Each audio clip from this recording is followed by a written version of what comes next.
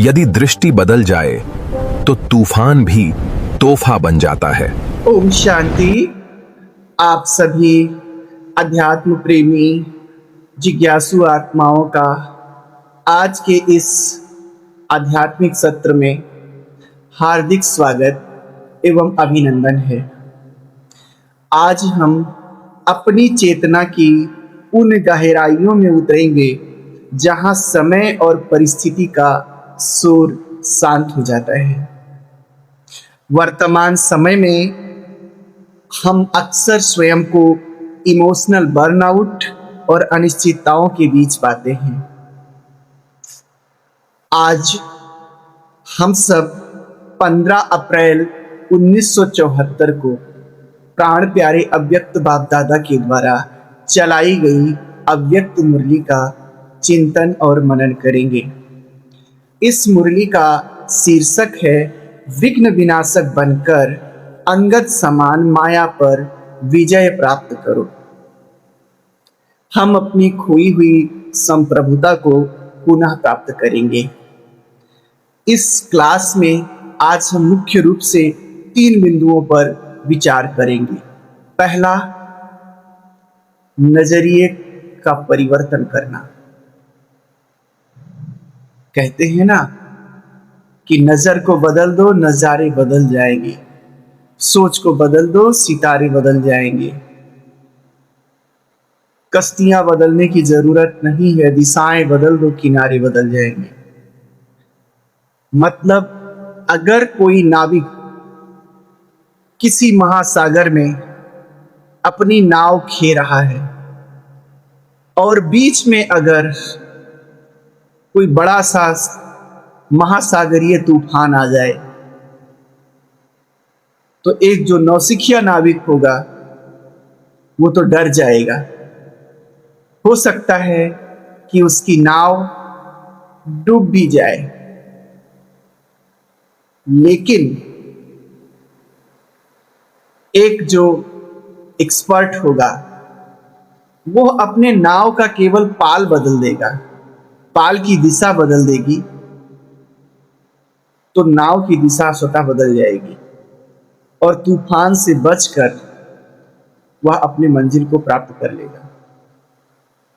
तो आज के इस अव्यक्त वाणी में परम पिता परमात्मा हम सबको नजरिए का कितना फर्क होता है इस पर ध्यान खिंचवा रहे हैं। दूसरा, क्यों के जाल का अंत। जब कोई परिस्थिति आती है तो हम सब क्या क्यों के चक्कर में फंस जाते हैं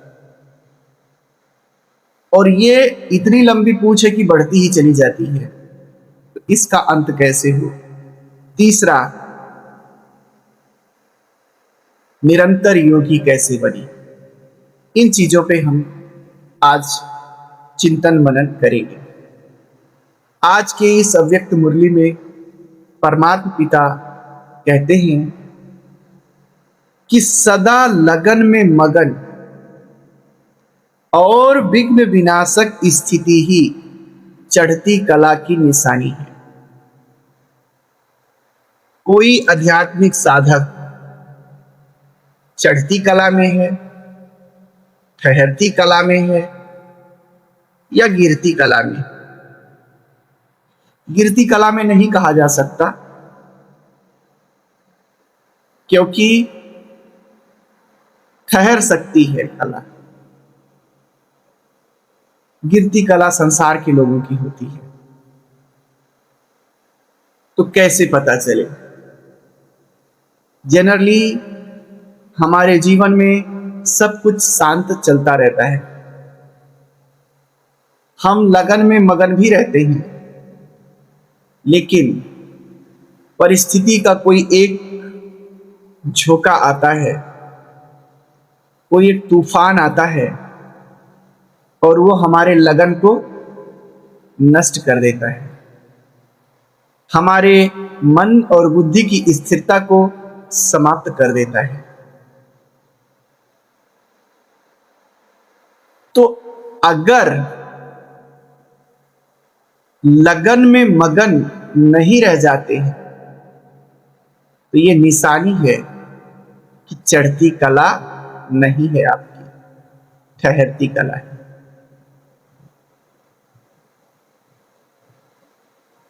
लगन में अगर मगन रहेंगे तो विघ्न आएंगे, तूफान आएंगे, लेकिन हमारे अंदर इतनी शक्तिशाली होगी कि हम उन तूफानों को विनाश भी कर सकेंगे।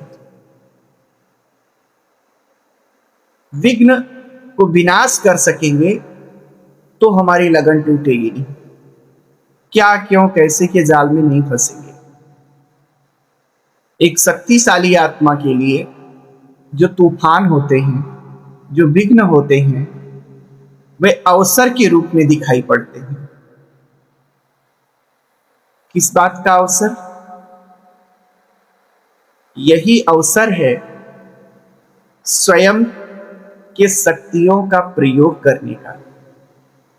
यही अवसर है स्वयं को शो करने का, स्वयं को प्रत्यक्ष करने का। एक कमजोर आत्मा के लिए जो विघ्न आते हैं वो क्या होते हैं? उसके घबराहट का कारण बनते हैं। अगर आत्मा विघ्नों को देखकर घबरा रही है, परेशान हो रही है, तो इसका मतलब वो कमजोर आत्मा है। वो अवसर नहीं समझ रही है, बल्कि विघ्नों को समस्या समझ रही है। छोटी छोटी बातें, अगर आप शक्तिशाली हैं और आपसे कहा जाए कि ये वाला बोझ उठा दो, आप शक्ति का प्रदर्शन नहीं करते थे, शांत स्वरूप में रहते थे, लेकिन आपको कहा गया ये वाला बोझ उठा दो, तो आपके लिए, अगर आप शक्तिशाली हैं तो आपको अवसर मिला। आप अगर उठा देंगे सहज भाव से तो आपकी शक्ति संसार को दिख जाएगी कि यह आत्मा कितनी शक्तिशाली है। लेकिन आप में शक्ति नहीं है और आपको कहा गया ये बोझ उठा दो, तो आप क्या होंगे? परेशान हो जाएंगे, क्योंकि शक्ति अंदर है नहीं। आप जानते हो तो कहते हो अब मेरे को ये काम करने को कहा गया, इतना बड़ा बोझ मेरे को बोला गया उठा दो। आपको वो कार्य, वो परिस्थिति आपको परेशान कर देगी। तो जो तूफानों को देखकर परेशान हो जाता है, हलचल में आ जाता है, वो आत्मा कमजोर है। जो शक्तिशाली आत्माएं होती हैं, उनके जीवन में जब जब परिस्थितियां आती हैं तो परिस्थितियां उनके लिए तोहफा बनकर आती हैं, उनके जय जयकार का साधन बनकर आती हैं। क्योंकि वैसे तो वे अपनी शक्ति का प्रदर्शन कहीं करते नहीं है शक्तिशाली आत्माएं, लेकिन परिस्थिति आ गई, उस परिस्थिति को हैंडल करते समय वे प्रत्यक्ष हो गए कि वे कितने शक्तिशाली हैं, कितने गुणी हैं, कितने सामर्थ्यवान हैं। वो परिस्थिति उनके लिए खेल बन गई, अवसर बन गई प्रत्यक्षता का। जैसे राम को देखो, कोई नहीं जानता था कितने पावरफुल हैं, परिस्थिति आई धनुष को उठा दो। वैसे तो वे अपने शक्ति का प्रदर्शन कहीं करते नहीं थे, बड़े सौम्य थे, लेकिन उन्होंने उठा दिया सहज भाव से, तो परिस्थिति क्या बन गई? उनके प्रत्यक्षता का साधन बन गई, जय जयकार का साधन बन गई। तो शक्तिशाली आत्माएं तूफान को देखकर, परिस्थितियों को देखकर अपना नजरिया बदल लेती हैं, गिफ्ट मानती हैं। मान लो आपके पास डिब्बे में पैक हुआ, रिबन लगा हुआ कोई गिफ्ट आए, तो आप उसको देखकर डरोगे कि उत्साहित होगे? किसने भेजा, क्या भेजा नहीं पता, जितने नहीं पता इसमें है क्या, उतना ही उसको खोलने का क्या होगा? उत्साह होगा, उत्सुकता होगी कि हम खोलें, देखें क्या आया है। तो परमात्मा पिता हम सबको ये कहते हैं कि एक साधक के जीवन में जो परिस्थितियां आती हैं, जो तूफान आते हैं, उन्हें हम सबको अपना दृष्टि बदल करके तोहफा के रूप में लेना चाहिए कि किसी ने मेरे लिए गिफ्ट भेजा है, इस गिफ्ट को हम सॉल्व करें, इस परीक्षा को हम पास करें और स्वयं को प्रत्यक्ष करें। अगर आप डरते हो तो इसका मतलब अभी आप कमजोर आत्मा हो। पुरुषार्थ करके महान बनना। एक और उदाहरण देते हुए इस मुरली में बाबा कहते हैं कि जैसे अगर आप बाह्य दृष्टि से देखते हो तो परिस्थिति आपको परिस्थिति लगेगी, आपको डराने वाली लगेगी। जैसे समंदर को देखो तो समंदर के ऊपर बड़ी बड़ी लहरें आती हैं, उसका पानी उथल पुथल में रहता है, सतह पे बड़ी हलचल होती है। लेकिन जो डीप डाइव करते हैं, गोताखोर समंदर के अंदर तक जाते हैं, वह अपना अनुभव बताते हैं कि अंदर जितना अंदर जाते हैं उतना ही समंदर बड़ा शांत रहता है। तो एक हुआ बाह्य दृष्टि और एक हुआ अंतर्मुखी दृष्टि। जब परिस्थिति आए तो बाहरी दृष्टि से देखोगे तब तो लगेगा ये तो परिस्थिति ही है। समंदर के उथल पुथल को देख के जैसे सामान्य व्यक्ति बाहर से देख के डरता है, लेकिन गोताखोर नहीं डरता, ऐसे आप भी डर जाओगे। अगर आप परिस्थिति को अंतर्दृष्टि से देखोगे, अंतर्मुखी होकर देखोगे, तो आपको पता चलेगा कि ये परिस्थिति हमारी प्रत्यक्षता का साधन है। ये परिस्थिति हमारे लिए अनुभवों का रतन लेकर आई है। जैसे गोताखोर समंदर के अंदर जब जाता है तो क्या निकाल के लाता है वहां से? मणि, मोती, माणिक, अमूल्य रतन समंदर की गहराई से निकाल कर लाता है। ठीक उसी प्रकार से अगर हमारे जीवन में कोई व्यक्ति, कोई वस्तु अथवा कोई अन्य चीज परिस्थिति बनकर आती है तो हम गहन चिंतन में जाकर के रूप बदल लें कि ये परिस्थिति नहीं है, ये मेरी प्रत्यक्षता का साधन बनकर आया है। इस पहेली को हम सॉल्व करें। ये परिस्थिति नहीं है, पहेली है, और इस पहेली को सॉल्व करके हम अनुभव के रतन प्राप्त करेंगे। ऐसे हमारी भावना होनी चाहिए। मनुष्य की बुद्धि अक्सर प्रतिकूलता में आक्रमण करती है।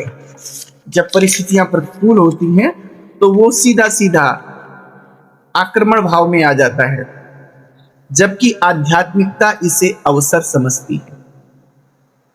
जब हम बहिर्मुखता की दृष्टि से जीवन को देखते हैं, ऊपर ऊपर से देखते हैं, तो हर छोटी चुनौती हमें विचलित करती है। कक्षा 5 का एग्जाम भी हमें परेशान करता है कि परीक्षा होगी। एक दृष्टि ये है कहीं फेल ना हो जाए, तो डर रहे हैं।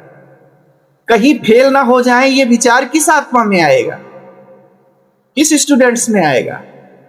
जो कमजोर है, जो शक्तिशाली है, उसके सामने जब परीक्षा आती है तो वो उसका स्वागत करेगा। परिस्थिति नहीं है, ये हमें प्रत्यक्ष करने का अवसर है।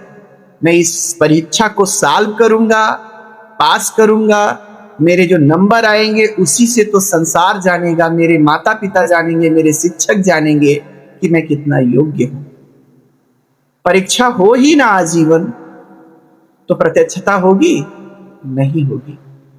इसलिए परमात्मा पिता हम सबकी बिल्कुल दृष्टि ही बदल दे रहे हैं। और एक बड़ी सुंदर कहावत है, जैसी दृष्टि वैसी सृष्टि। अगर आप तूफान को तूफान मानोगे तो डराएगा। अब जब आप डर गए तो अंदर क्या होगा? हलचल बढ़ेगी, क्या क्यों के प्रश्न उठेंगे। अगर आप तूफान को अवसर मानोगे, तोहफा मानोगे, तो फिर उसकी शक्ति तो आपकी मान्यता ने ही कम कर दी। आप स्थिर रहेंगे। आप क्या क्यों के व्यर्थ प्रश्न ना करके आप उसको सॉल्व करने में अपनी ऊर्जा लगाएंगे, और हम सबको अपनी ऊर्जा को ऐसे सॉल्व करने में लगाना है। हलचल के अंदर रत्न समाये होते हैं, उन अनुभव के रत्नों को हम स्वीकार करें। अंतर्मुखी होकर इस तूफान को तोहफा मानिए। जब हम अपनी धारणा बदलते हैं तो आपकी डिसीजनिंग पावर, डिसीजन लेने की क्षमता, निर्णय लेने की क्षमता और मानसिक शांति बढ़ जाती है। तूफान आपकी गहराई नापने का पैमाना बन जाता है, आपको डुबोने का साधन नहीं। दुनिया समझती है कि आप महावीर हैं।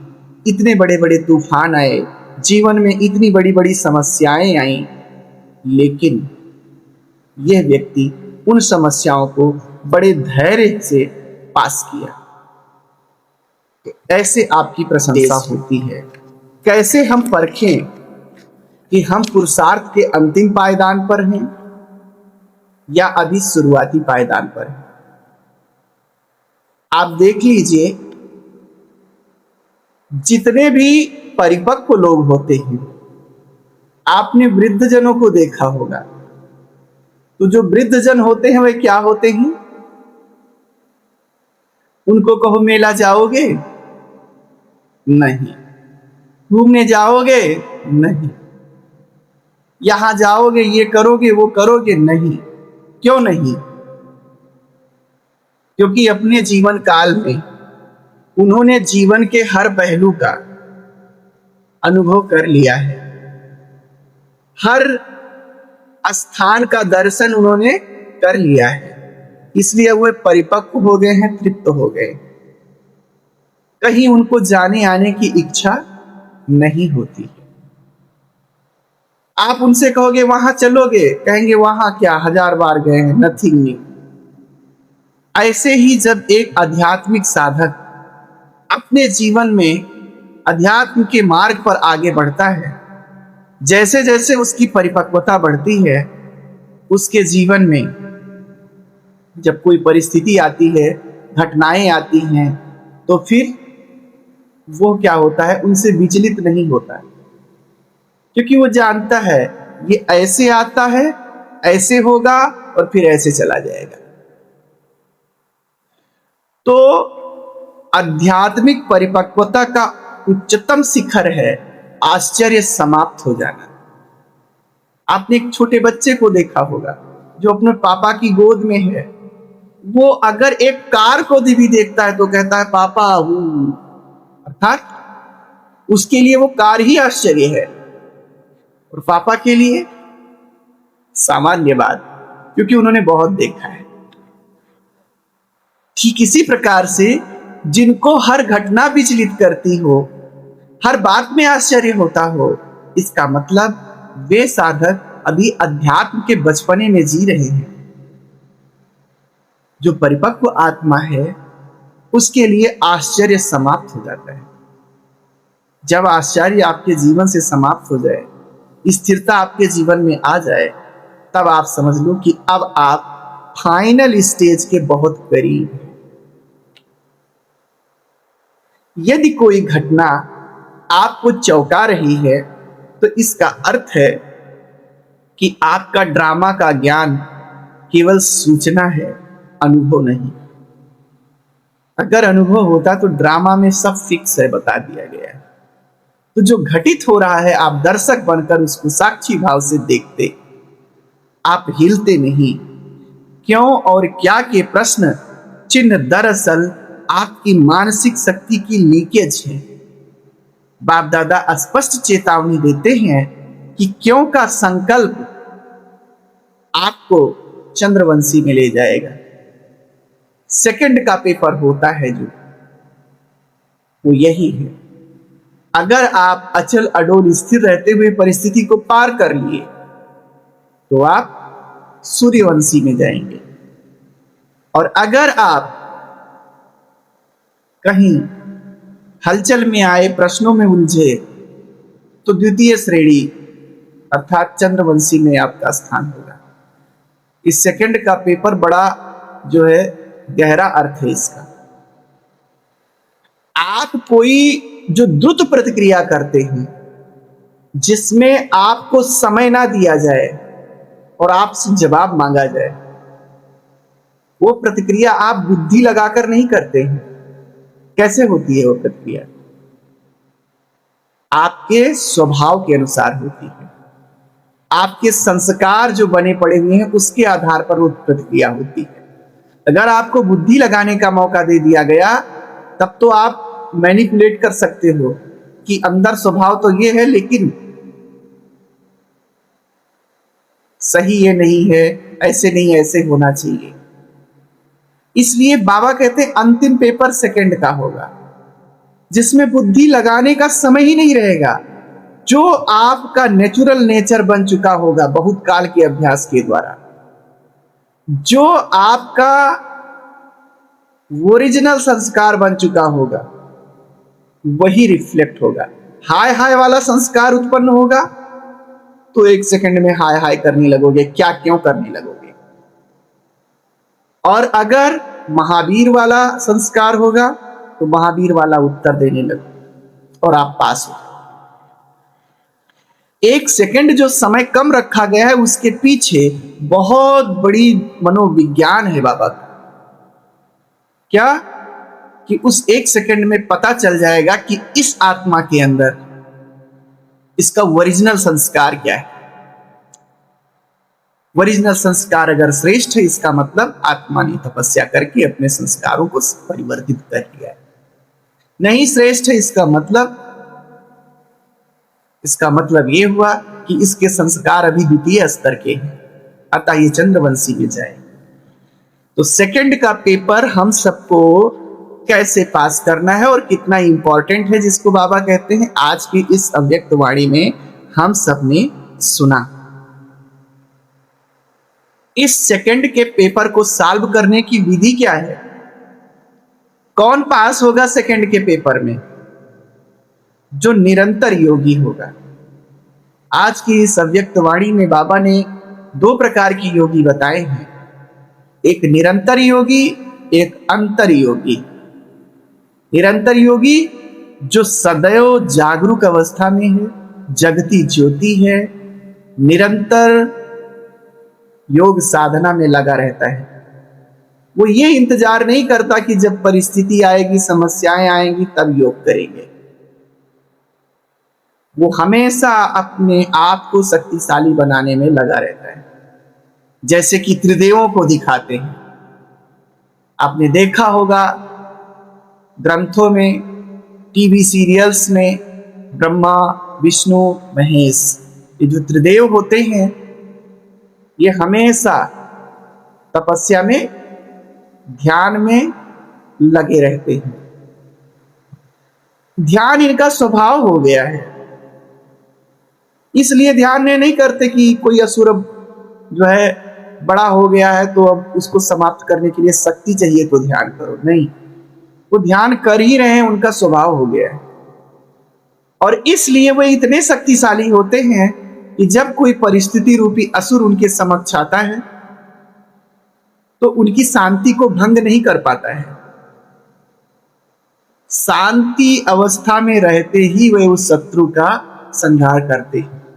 आप देखते हो विष्णु जी को, शांत विष्णु अशांत नहीं होते, शांत स्वरूप रहते रहते समस्याओं को हल करते। इसी को शुरू में बाबा ने कहा, विघन अगर हमारे लगन को, हमारी मगन अवस्था को समाप्त कर दे, उसके बाद हम विघ्न को जीत ही लें तो क्या फायदा। विघ्न को हम दूर से ही खत्म करें। जैसे सूली है तो उसको कांटा, और कांटे को दूर से ही योग अग्नि के द्वारा भस्म करें। दुनिया में लोग समझते हैं कि बहुत बड़ा विघ्न था, छोटे में ही आपको छुट्टी मिल गई, आप बड़े भाग्यशाली हो, ऐसा ऐसा कहते हैं। लेकिन बाबा कहते हैं विघ्न आया तो भले थोड़े में आया, सूली था, कांटे के रूप में आया, लेकिन उसने आपको डिस्टर्ब तो किया। ऐसी अवस्था को महावीर नहीं कहा जाएगा, ऐसी अवस्था को त्रिदेव वाली अवस्था नहीं कहा जाएगा, उत्तम अवस्था नहीं कहा जाएगा। ऐसी आत्मा को उत्तम ब्राह्मण आत्मा नहीं कहा जाएगा। उत्तम ब्राह्मण आत्मा वो जो विघ्न उसके पास आए ही ना, दूर से ही विघ्न को अपने योग अग्नि के द्वारा समाप्त कर दे।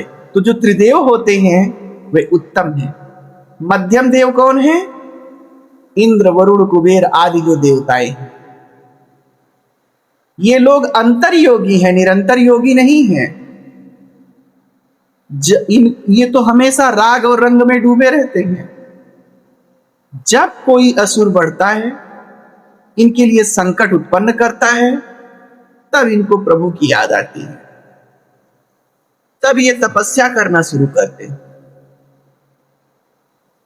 तो ऐसे जो ब्राह्मण भाई बहने हैं, जो पुरुषार्थी भाई बहने हैं, जो निरंतर नहीं अंतर्योगी हैं, जिनके अंदर कमजोरी है, विघ्न जिनको हिला देता है जिनकी अवस्था को, वे आत्माएं इंद्र आदि के देवता हैं समझ। तो वे चंद्रवंशी में ही जाएंगे। जैसे चंद्रमा की कलाएं क्या होती हैं? परिस्थितियों पर और तिथियों पर डिपेंड करती हैं। तिथि के अनुसार चंद्रमा का आकार घटता और बढ़ता रहता है, सूरज का आकार एक जैसा रहता है। तो जो परिस्थितियों के अनुसार जिसकी अवस्था हिलती रहे वो चंद्रवंशी, जो एक रस अवस्था में रहे वो सूर्यवंशी। तो हम सबको ऐसे अपनी अवस्था को श्रेष्ठ बनाना है। आज की इस मुरली में बाबा ने कहा कि पौराणिक कथाओं में अंगद की स्थिति अचल होने का प्रतीक है। तो हम सबको अंगद के हिसाब से अचल और अडोल बनना है। सच्चा अंगद वह है जो स्वमान की सीट पर सदा दृढ़ रहे और माया के प्रलोभन अथवा भय उसे हिला न सके। इस मुरली में व्यंग्य किया गया है कि आप कौन से अंगद हो। अंगद के 3 रूपों का वर्णन किया गया है। एक तो यह है कि वे निगेटिव अंगद हैं। वो कहते हैं कुछ भी कर लो, हम अपनी कमी और कमजोरी को दूर नहीं करेंगे, अचल हैं। जो अपने अंदर कमजोरी है उसको लेकर अचल हैं। प्रयास ना करने वाले, अचल रहने वाले, कमजोरियों को ना छोड़कर अड़ जाने वाले अंगद। हम कमजोर हैं तो तुम्हें कहा, हम ऐसे रहेंगे, ऐसे अंगद हो। दूसरे, माया के बार बार वार से हार खाने में अचल अंगद। वो ये स्वीकार कर लिए हैं कि माया आएगी तो हम हारेंगे ही, ये भी। और तीसरे वे हैं जो विघ्नों को सामना करने वाले हैं, सदा विजयी बनने वाले हैं, अचल अडोल वाले हैं। तो आप कौन से अंगद? तो हमको तीसरे नंबर वाला अंगद हम सबको बनना है। ज्ञान जब तक क्रिया में ना बदले तब तक वो ज्ञान केवल भार है। बाप दादा कहते हैं कई कई आत्माएं पुरुषार्थ के मार्ग पर बर्फ की तरह जम गई हैं कि हम अपना अवस्था बदलेंगे नहीं। इस जड़ता को तोड़ने के लिए योग की अग्नि की तीव्रता बढ़ानी, जैसे प्रकृति में होता है, जहां बर्फ जम जाती है वहां पे बर्फ को फिर गर्म करते हैं और फिर पिघलती है बर्फ, फिर रास्ते को साफ करके रास्ता बनाते हैं। तो ऐसे अगर आपकी अवस्था फ्रीज हो गई हो, बढ़ ना रही हो, तो थोड़ा सा मेहनत करके उत्कृष्ट विचार, उत्कृष्ट पुरुषार्थ करो, ताकि योग की अग्नि से आपकी अवस्था आगे बढ़े। ऐसे बाबा ने कहा कि जो प्रकृति है वो आप पुरुषों का ही नकल करती है। जब जड़ प्रकृति स्वयं को इतनी तीव्रता से बदल रही है, तो क्या आप पुरुषोत्तम आत्माएं अपनी क्वालिफिकेशन को नहीं बढ़ा सकते? पुरुषार्थ की गति में समय का धक्का लगने का इंतजार ना करें। स्वयं समय के परिवर्तन करता बने। हिम्मत और उल्लास ही एक श्रेष्ठ आत्मा की अनिवार्य योग्यता है। जैसे प्रकृति में होता है कि सागर ऊपर हलचल में और अंदर स्थिर शांत, ऐसे आप अंगद बनने का मतलब ये नहीं है कि जड़ हो जाओ, रुक जाओ। अंगद होने का मतलब है आप अंदर से सागर की तरीके से आपका मन, आपकी बुद्धि स्थिर रहे, अचल अडोल रहे। बाहर से आपकी कर्मेंद्रियां उस परिस्थिति से निपटने के लिए जो दौड़ भाग है, कर्म है, वो करे, उसके लिए मनाही नहीं है। बाहर से आप कर्तव्य करो, लेकिन चेक करना है कि अंदर से भी तो हम हिले हुए नहीं हैं। ऐसे दुनिया में जो अंगद बन रहे हैं, कैसे ना आगे बढ़ेंगे ना पीछे हटेंगे, मतलब ना तो अपनी अवस्था को आगे बढ़ेंगे ना पीछे हटेंगे। इसको तो कहा जाएगा ठहरती कला। तो आज के इस मुरली में हम सब ने सीखा, विघ्नों को विघ्न नहीं मानना है, तोहफा समझना है। और ये तोहफा कब समझेंगे? जब हमारा अंतःकरण शक्तिशाली होगा। हलचल को अनुभव के रतन समझे। इस हलचल में हमें बहुत कुछ सीखने को मिलेगा। त्रिकालदर्शी स्थिति में स्थित रहें और अंगद समान दृढ़ता से माया पर विजय प्राप्त करें। याद रखें, समस्याएं हमें गिराने नहीं, उठाने आती हैं। योग अग्नि से हर बाधा को भस्म करे, आत्मिक शक्तियों से विजयी बने।